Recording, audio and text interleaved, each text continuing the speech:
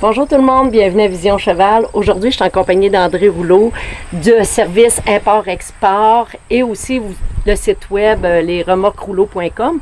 Donc André, on voudrait savoir aujourd'hui les étiquettes qu'on a sur nos trailers. Qu'est-ce que ça signifie? Comment on fait pour les lire exactement, pour savoir le poids et tout ça, les capacités de notre remorque? Fait que si tu voudrais bien nous l'expliquer, s'il vous plaît. Bien, je vais vous donner une partie de réponse. Je vais être obligé d'avoir mettre mes lunettes parce que je n'ai pas les bras assez longs. C'est parfait. OK. Alors, normalement, on peut le retrouver soit dans la partie ici, ce qu'il y a des transversales en arrière d'un véhicule, ou dans la partie avant.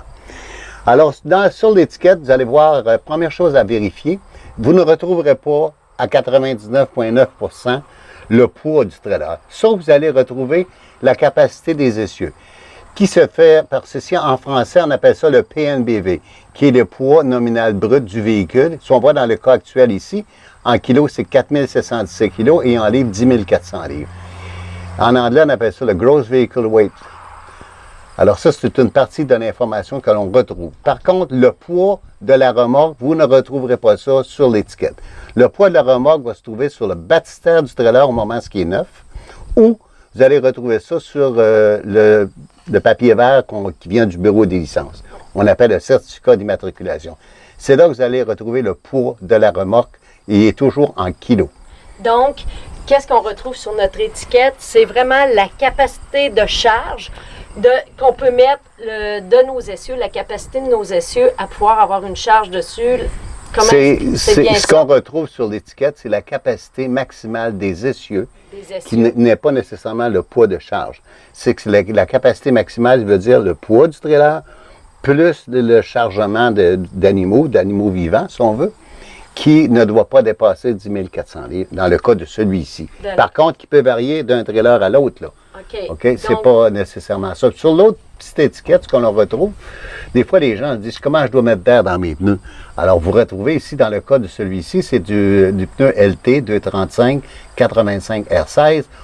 On peut le garder à 80 livres de pression, selon le livre d'instruction du manuel du manufacturier.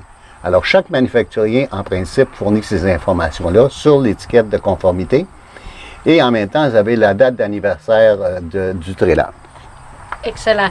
Donc, si je résume bien, ça, c'est vraiment pour la capacité des essieux. Oui. Qu'est-ce qui est écrit sur nos choses-là? Et sur le petit papier vert qu'on a d'enregistrement, là, c'est vraiment le poids de notre trailer. Oui. Okay. Dans le cas de celui-ci, ce qui est un 7 pieds, je ne sais pas si vous pouvez voir la différence de côté. Oui. On sait que c'est un 7 pieds parce que quand tu regardes les ailes, on voit qu'il dépasse plus à l'extérieur du trailer. Dans le cas de celui-ci, il pèse 7800 livres. Parce que je l'ai sur l'information dans mes autres feuilles chez moi. OK. Et si on se revire de bord, je ne sais pas si la caméra ou si on va trouver de la caméra. Ici, j'ai une remorque qui est une 8 pieds de large. Regardez la largeur des ailes qui dépassent à l'extérieur. Okay. Alors, vous voyez qu'il y a une très bonne différence entre les deux.